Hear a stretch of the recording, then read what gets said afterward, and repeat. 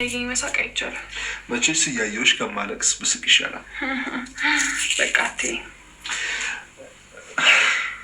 አንዳንድ ጊዜ ግን እንደዛ ልጅ ያደርግሻል። አንተ ሰውዬ ቆይ ሰርተህ ስታበላኝ ልጅ መሰልኩ እንዴ? አዎ ሊያውም የእንጀራ ልጅ ነው። ይወጥ ሰውን ንገረኝ። ንዴቷ አፍንጫዋ ላይ ያለች ልጅ ነበረ ግን አይደለም። ተነስተ ሄዳለችኝ። ለምን? ሰው ከዚህ ቤት ስትወጣ ካየ ሌላ ነገር ያስባል። ስለዚህ ሰው ሳይወጣ በጊዜ መውጣት አለበት ብላ ቻኩላ ምናምን አንከብክባ ጫማዬን ሁላ ሳላደርግ ነው ታቅፌ ያስወጣችኝ። እቺ ልጅ ግን የባህሪ መሻሻል እያመጣች። እንዴት?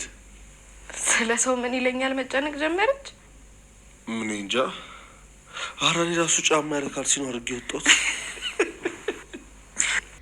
ጤና ይስጥልኝ የዩቲዩብ ተከታታዮች እንዴት ናችሁ? በጽናት በዛሬው ድራማቸው እንዳየነው ከሆነ የክብሮምና የሰኒ ክርክር ቀጥሏል ማለት ነው። ዛሬ ደግሞ ምግብ አበሳስሎ ያበደ ምግብ ካበላት በኋላ እቤቷ እንዲተኛ ፈቅዳለት ሌሊት ተነስቶ ከቤቷ ደግሞ እንዲወጣ አድርገዋለች ማለት ነው። ማህበረሰቡን እህቷን የፍቅርን ሁኔታ የምትፈራው ዛሬ ደግሞ እንግዲህ ሰኒ ይህንን አድርጋለች ማለት ነው። በእውነት የክብሮም ትዕግስት በጣም ነው የሚገርመኝ። በዚህ ላይ ደግሞ የእሷ እየጨመረ የመጣው ከራሷ ጋር የምትታገለው ነገር የበለጠ እኔንም እያናደደኝ ይገኛል። በዛሬው ፕሮግራም ላይ የሰኒ ሁኔታ አያናድድም የምትሉ እስቲ እጃችሁን አውጡ። በእውነት ዛሬ በጣም ነው ያናደደች። ክብሮምን እነ ኪራ ቤት ስታገኘው መጀመሪያ እስከ መጨረሻ ድረስ እንደሚወዳት ለማረጋገጥ በሚመስል መልኩ አፋጣ ጠየቀችው። እኔ ማንንም ሰው አልጠላም ሲላት ደግሞ እኔንም ጨምሮ ነው ወይ አለች። እንዴ አንቺ ሰው አይደለሽም ወይ? ሁላችሁንም እኔ አልጠላችሁም ሲላት በፍጹም እንደዚህ አይነት ነገርማ ሊሆን አይችልም፣ ከእንግዲህ በኋላ ለኔ እንደዚህ ብለ እንዳትነግረኝ ብላ ብስጭት ብላ ተነስታ ሄዳለች። እንዴ ያማታል እንዴ ነው ያሉ ማለት ነው። ያማታል እንዴ ምንድን ነው? ሰውን ሁሉ አልጠላም ነው ያልኳት። ሰውን አለመጥላት ደግሞ ይሄን ያህል የሚያናድድ አይመስለኝም ብሏል። የፍቅር ግንኙነት የምትፈራው ሰኒ እንዲሁም ደግሞ ሰው አለመቅረቧ ተደራርቦ ክብሮም የሚጠይቃትን ጥያቄ ሁሉ ለመሸሽ የምታደርገው ነገር በጣም ይገርመኛል። አንዳንድ ሴቶች መቼስ ዝንክብካቤ አይወዱም። ይሄ ነገር ደግሞ ሰኒ ላይ በጣም ነው የሚታይባት። አሁን እንኳን እቤቷ ሄዶ እንደዛ ዝናብ ደብድቦት ቅጣት ትቀጣለ፣ ምግብ አብስለ ታበላኛለህ ካለችው በኋላ ምግብ አብስሎ ካበላ በኋላ እንኳን የሰጠችው አክብሮት በጣም ይገርማል። በምንም መልኩ ይሁን እንደው በወንድምነት እንኳን በቃ አመስግና ምናምን ነገር ነበር መለያየት ያለባት። ግን እንክብካቤ አንዳንድ ጊዜ ሴቶች አይወዱም። ሁሉንም እያልኩ ሳይሆን አንዳንድ ሴቶች ወንድ ልጅ በጣም ሲንከባከባቸው በቀጠሏቸው መሄድ አይመስላቸውም፣ ወይ ደግሞ የሚቆርጥ ስለማይመስላቸው። በተለይ ሰኒ ይህንን ነው እያስተጋባች ያለችው። ክብሮም ደግሞ የተጎዳች ወጣት ናት፣ ወይም ደግሞ ይህንን እድሜዋን መኖር አለባት፣ ፈታ ዘና ማለት አለባት ብሎ ስለሚያስብ እንደው ምናልባት እንኳን ለሱ እንኳን ባትሆነውም ካለችበት ጭንቀትና ካለችበት ፍርሃት ወጥታ የራሷን ቦይፍሬንድ ወይም ደግሞ የትዳር አጋሯን ዞር ዞር ብላ እንድትፈልግ በጣም ስለሚፈልግ ምንጊዜም ቢሆን የምትለውን ነገር በሳቅና በጨዋታ እያለፈ ወደ መልካም ነገር እሷን ሊያመጣ ታስቧል። ነገር ግን ከቀን ወደ ቀን ሰኒ የምታሳየው ባህሪ እጅግ በጣም እያናደደን እየመጣ ነው። እህቴ ላይ የደረሰባት የፍቅር ታሪክ በጣም መጥፎ ስለሆነ ወንዶች በሙሉ ከዚህ የተለየ ሀሳብ የላቸውም ብላ የምታስበው ሰኒ እጅግ መልካም እና የዋህ የሆነውን ክብሮም እግዚአብሔር አምላክ እጇ ላይ ጥሎ፣ ነገር ግን እሷ ጢባጢቤ ትጫወትበታለች። ምንም ነገር ያለችው ነገር የለም። አንድ ቀን ክብሮም የራሱን ውሃ ጣጭ ያገኘለታ እስቲ ዛሬ ተቀጣና እንጀራ ወይም ደግሞ ፍርፍር አድርገህ አብላኝ ብትለው አልሰማሽም ነው የሚላት። መጠቀም ያለባት አሁን ነው፣ ጊዜው አሁን ስለሆነ ማለት ነው። ምናልባትም ብቸኝነቷንና መጎዳቷን አይቶ ክብሮምን የመሰለ የዋህና የሴቶችን ምናልባትም የተጎዳ ስሜታቸውን ማንበብ የሚችለውን ክብሮም እያስቀየመችው እየመጣች ነው ሰኒ። አሁን በተለይ ሁሉም ጓደኛ ያዢ እያሏት ስለሆነ እሷ ደግሞ ጓደኛ አለማያዟን እንደ ጀግንነት አይተዋለች። ግን የምትሄድበት መንገድ ደግሞ እጅግ በጣም የተሳሳተ ነው። ሁሉም ወንዶች አንድ አይነት አይደሉም። ምናልባት እንደ አጋጣሚ ሆኖ እህቷ የደረሳት እድል ወይም ደግሞ የነበራት ጓደኛ እጅግ አበሳጭቷት ሊሆን ይችላል። ግን ደግሞ የሰኒ እድል ሌላ ነው። እንኳን የተለያዩ ሰዎች ላይ ቀርቶ በአንድ ሰው ህይወት ውስጥ እንኳን አንድ መልካም ያልሆነ ሰው ቢገጥም ከእንደገና ደግሞ እግዚአብሔር አምላክ የሚክስ ወይም ደግሞ የሚጠግን ሰው ነው የሚሰጠው። ይህንን ግን ለመሞከር አይኗን መግለጥ አለመቻሏ ሰኒ ክብሮምን ከቀን ወደ ቀን እያሰላቸው መጥቷል።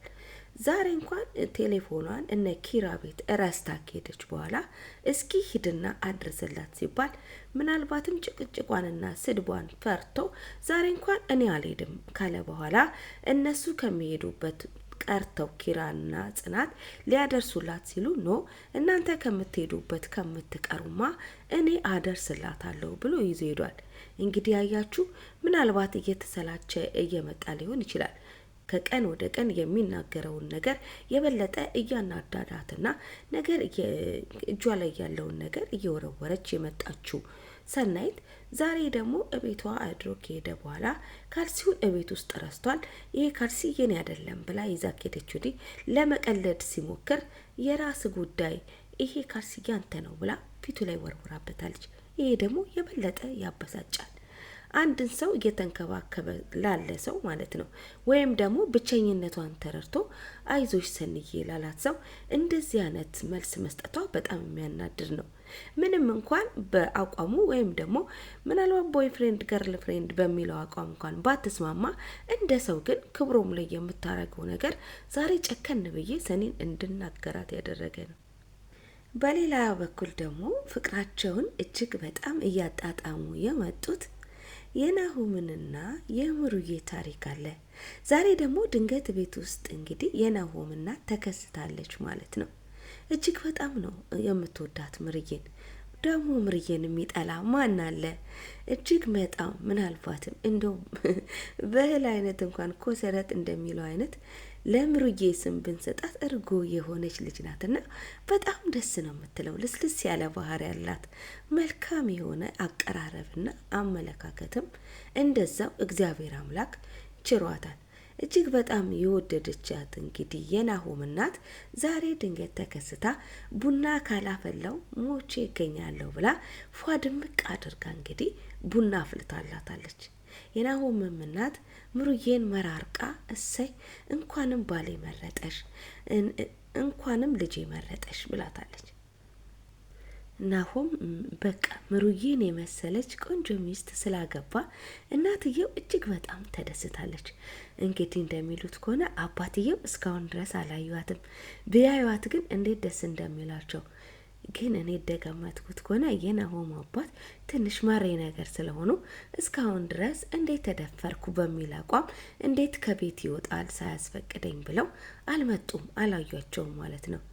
ግን የናሆም እናትና አባትም ደስ የሚል ፍቅር አላቸው።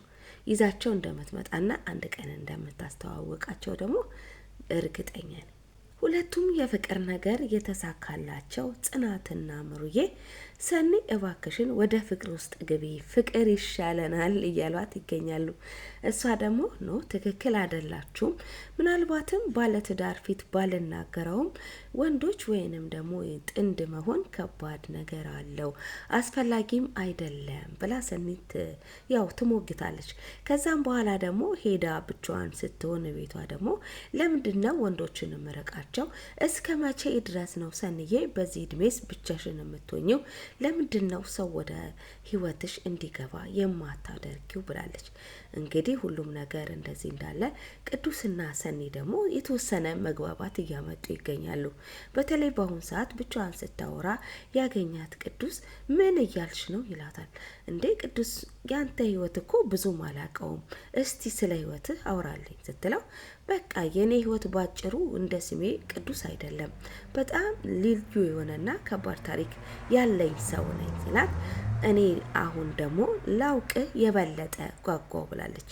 ነገሩ ቅዱስን ከእንደገና ማህደሩን ከፍታ ህይወቱን ከማወቅ ይልቅ ፊት ለፊት የተሰጣትን የክብሮምን ህይወት ብትመለከተው እጅግ በጣም ጥሩ ነበረ። ነገር ግን አሁን በተለይ መስቀለያ መንገድ ላይ ቆማ ከወንዶች ጋር መግባባት አለብኝ ወይስ የለብኝም? የወንድ ጓደኛ መያዝ አለብኝ ወይስ ሰኒ አቁሚ፣ ይሄ አያስፈልግሽም እያለች ከራሷ ጋር በምትከራከርበት ሰዓት ላይ ሁለት ወንዶች ከፊት ለፊቷ ቆመዋል። ምናልባትም ቅዱስ ምን እያሰበ እንደሆነ ባናቅም፣ ነገር ግን ስትበሳጭ ሲያያትና ያልሆነ ነገር ስትናገር በቃ እሱ ደግሞ ሊያስተካክል ወይም ደግሞ አይዞሽ ሊላት እጅግ በጣም ሲሞክር አይተነዋል። ቅዱስ የራሱ ህይወት ብዙም ጥሩ እንዳልሆነ ቢናገርም በፍጹም ሰዎች እንዲበሳጩና ያልሆነ ነገር ውስጥ እንዲገቡ አይፈቅድላቸውም። ምክንያቱም እኔ የተጎዳሁት ይበቃል ስለሚል ልጆችን ለማገዝ ወይም ደግሞ ማንኛውንም ሰው ለመርዳት ቅዱስ ወደ ኋላ አይልም። ቡና ከሚጠጣበት ቤት አንስቶ ስንመለከት እንኳን ማንም ተነስ ያለ ህይወት ውስጥ ያለ ሰው ከፍ ያለ ደረጃ እንዲደርስ፣ በፍቅር ህይወቱ እየተጎዳ ሰው የፍቅር ህይወቱን አስተካክሎ እጅግ መልካም ወደሆነ የፍቅር ህይወት ውስጥ እንዲገባ የሚያደርገው ጥረት በእውነት ቅዱስን ያስመሰግነዋል። ቅዱስና ሰኒ ወዴት እየሄዱ ነው? የክብሮም ዕጣ ፈንታ ምን ሊሆን ነው?